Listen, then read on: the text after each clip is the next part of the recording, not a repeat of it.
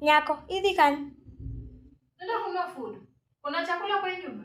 Mama, hivi tu vile umevaa, piga tu bautani urudi pale umetoka.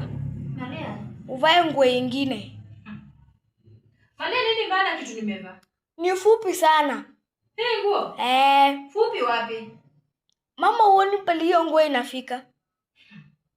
Sasa nikuulize, ama nikutume ununue food? Na unajua kunanyesha nje.